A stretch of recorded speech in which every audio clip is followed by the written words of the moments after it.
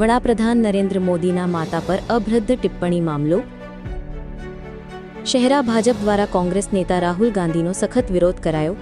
ભાજપ દ્વારા કોંગ્રેસ નેતા રાહુલ ગાંધીના પુતળાને ગધેડા પર બેસાડીને પુતળા દહન કરાયું। રાહુલ ગાંધીના પુતળાનું દહન કરીને ભાજપ અગ્રણીઓ અને કાર્યકરો રેલી સ્વરૂપે મામલતદાર કચેરી ખાતે પહોંચ્યા। ભાજપ દ્વારા મામલતદારને લેખિત આવેદનપત્ર આપીને કોંગ્રેસ નેતા રાહુલ ગાંધી સામે કડક કાર્યવાહીની કરી માંગ। રિપોર્ટર પ્રિતેશ દરજી, પંચમહાલ।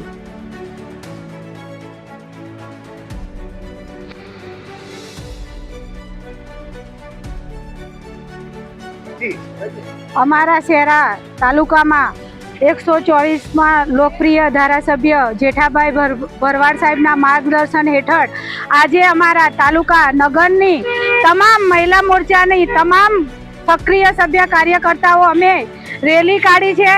આવેદનપત્ર મામલતદાર સાહેબ શ્રીને આપ્યું છે અને પુતળાનું દહન પણ રાહુલ ગાંધીનું અમે કરેલું છે।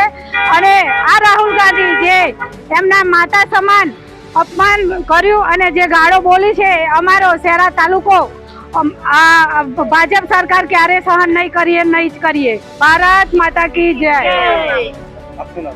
મારું નામ કૈલાસબેન મહેન્દ્રભાઈ વાળન, ધારાપુર, તાલુકો શહેરા, જિલ્લો